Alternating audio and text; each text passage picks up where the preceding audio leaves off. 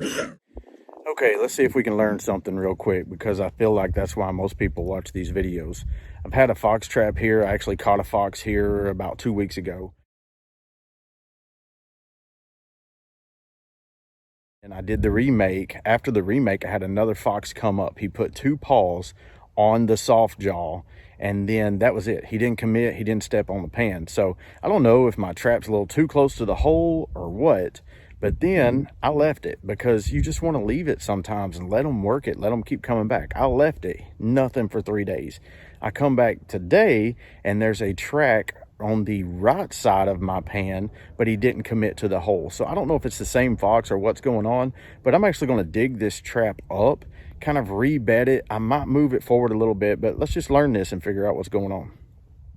Okay, so here's the set right here. You can see this catch circle where I caught that fox a couple of weeks ago. So this is what I'm talking about, and it's hard to tell. Well, you can see them right there. I can tell in the camera. Those 2 tracks right there, and it's rained since he did that. But he come up right in front of the dirt hole right there, and he just stopped. I don't know if he felt that pan move or he just wasn't happy with the situation or what, but he stopped. And my pan is actually, let's see if I can point to it here. My pan is right there. So he stopped right here. Now I left it alone, like I just said in the video. So I come back today and look here. He actually walked up right there and didn't step on the pan, which is right there. So I don't know what's going on, but I'm gonna dig this trap up. I haven't baited it in 2 weeks, and I might move it a little bit. I'm gonna see how close it is to that hole, but I might move it. It seems like this guy doesn't quite want to walk up that tight. So I'm gonna move this, take a picture of it, and we'll see if that works. Okay, one thing I forgot to mention is that the last time he was here, he actually left me a little present right there. So what I'm going to do is just take that and move it up here by the trap as a feather attractant, and I'll spray a little urine on it. But yeah, and I guess he just let me know he was here. You can actually see right there, that actually might be a little grinner track or something. But there's several things walking up to it, so we're going to reset this, figure out what we can catch here. All right, I wasn't actually going to show me making this set or redoing this set because I'm not a huge fan of video and all this. It takes more time. But I thought, because we're trying to learn here, this is definitely something that we can learn. We had a ton of rain the other day, and I mean a ton of rain. This was all covered. This was all underwater. So I've redug this dirt hole out right here, and this is just solid mud. I mean, look at this. It's just jelly. I don't want to bed a trap in that. When it dries up, then it makes the trap not want to fire. So what I've done is I've went and dug some dryish dirt, about as dry as I could find, honestly, up under a cedar tree. And I'm just going to kind of coat the bottom of this trap bed right here with that. And then I'll use it to sift over the top. Also, same trap I had in here before. This is a Duke.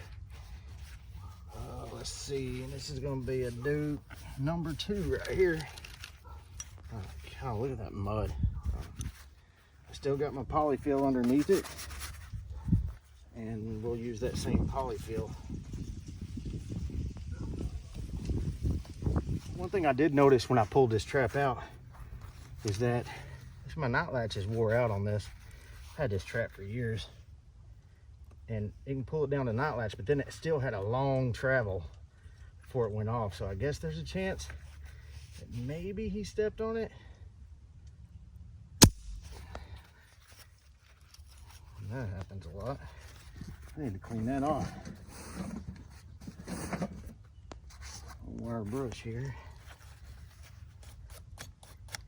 Dog's bent a little bit. Goodness. Let's see if I can. This is just jelly around here. I mean, it's almost impossible just to set my trap. Nothing hard to push on.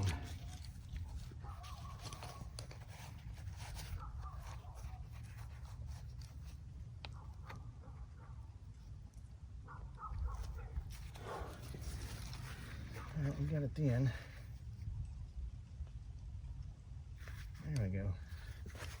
Seems okay now.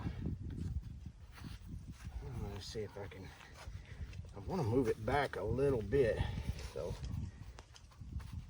I can build that up a little bit in a little bowl.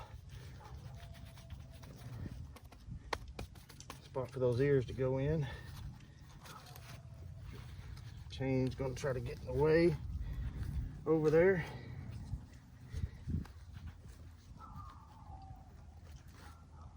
Okay, it feels decently solid. I don't know how solid you can set a trap in jelly, but it feels okay. And by okay, I mean it's solid. I won't leave it not solid. Good thing is that all of this is kind of squishy. So he comes along and he feels squishy. He's liable to feel it everywhere just because it's all squishy.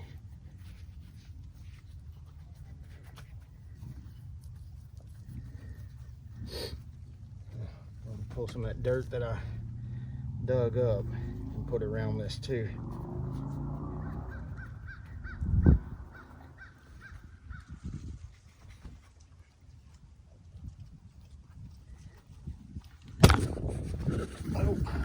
Oh, that's good. Guess the wind blew.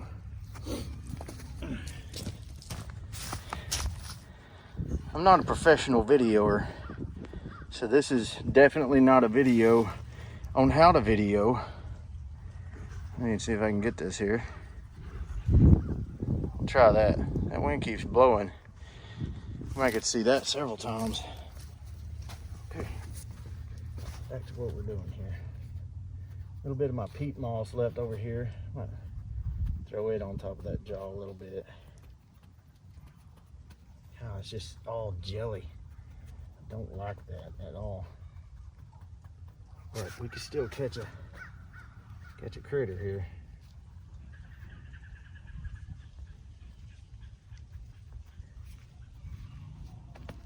I may have to go dig some more of that dirt. I think I'm gonna have to, because I'm trying to keep somewhat dry dirt on top right here. Woo, look at that. Don't.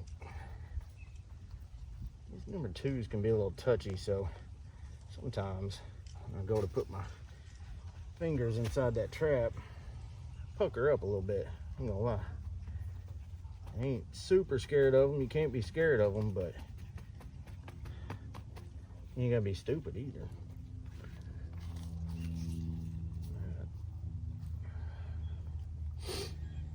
Okay, now we've got that. A little wire brush out of the way.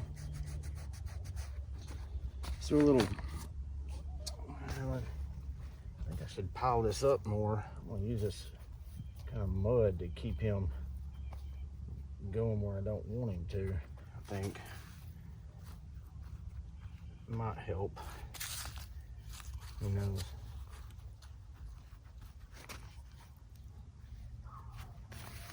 I don't know. This one's been a little different, trying to figure him out. So all I'm trying to do is figure this animal out. What he wants, what he don't want to see. He's definitely leery or lucky, which lucky's okay, I guess. I honestly thought about putting 2 traps right here, keep him warm where I had it, and then adding another one. But now I've kind of got like this little canal there. Who knows? I don't know if it's gonna work or not. All right, let's put a little bit of peat moss on our trap. Hopefully that'll help dry up this area a little bit.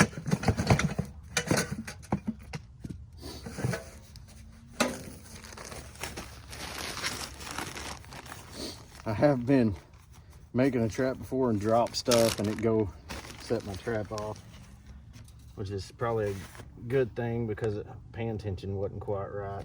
But if you drop your hammer, you'll set it off for sure. I'm being real gentle with this trap. I feel like that trap feels like he's been cheated because something's been right by it a few times and ain't got to catch anything. But I did catch that fox on it. week or so ago, so got to catch then, but it's a good trap. Caught a ton of stuff in these things. Y'all know I use different traps, 650s, 550s. I like them for coats, but that video, I think we released it today, like I said earlier when I was making that other trap. I caught a coat, big coat, in a Duke 1 3/4. I call them 1.75, same thing, but they're paw fit in there. You'll get them. All right, we got that in there. Let's bait this thing back up.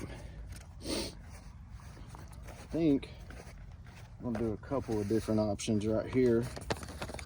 I think I'm gonna throw a little bit of my bobcat meat down in the hole.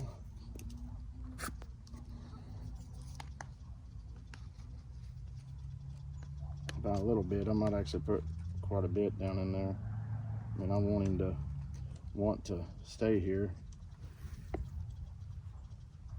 Throw that back in there so we know something's in there. Then I think what I'm gonna do is I'm gonna get this Gitmo Gray. See if I can clean that off so y'all can see it. From Southern Snares. It's called Gitmo Gray. Works great on gray foxes. And I'm gonna take some sheep's wool out. I'm gonna take Gitmo Gray. Find me a little stick somewhere. That looks like a good one right there. Get me a dab of that Gitmo Gray.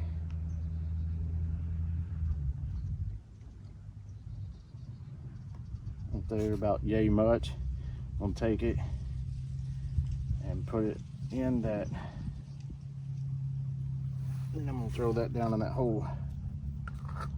Sheep's wool. So we got bobcat meat and that Gitmo Gray there with sheep's wool down in the hole.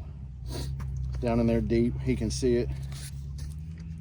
Little fox urine here on this little cedar limb. I put this cedar limb here. It just looks like something that things would stop and pee on, so I think they walk by and scent check it. And let's see, for a little caller, how about, let's try a little bit of this Shenanigans Bobcat Curiosity lure. The cats come through here sometimes. They're not real big on this area, but they come through sometimes. So, but everything's curious about this lure. It's not just bobcats. So I'm gonna rub a little bit of that on that tree right there, and then I'm gonna take that stick and I'm just gonna stick it straight back there like that.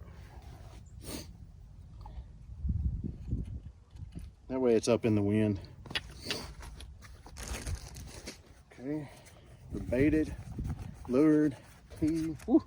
The wind's blowing towards me too, and that fox pea's stout. Take this dry dirt, if there's any of it left that I've collected. Not enough. I'm gonna have to go get more dirt. Be right back. Okay. Sprinkling a little dry dirt in here. Paintbrush here. Find my pan.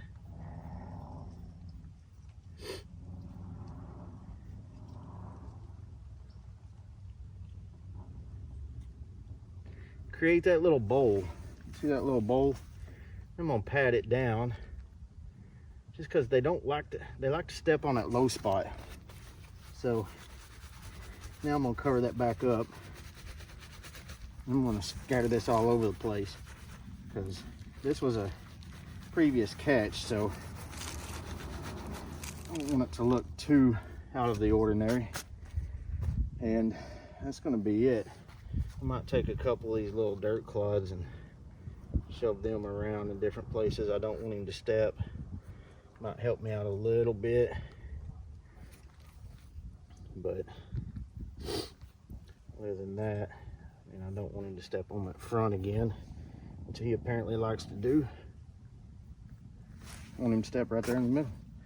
So that's done. Like I said, completely covered up. You can tell he was still working it, but I want him to continue to work it. And oh, I forgot about the little present he left me up there. So all I'm gonna do real quick is just put that right there, also kind of as a deterrent for him not to step where I don't want him to. And I'm gonna spray a little bit of urine on it. A little scent's working back on it like I want them to. And that's it, y'all. Hopefully we catch us something here.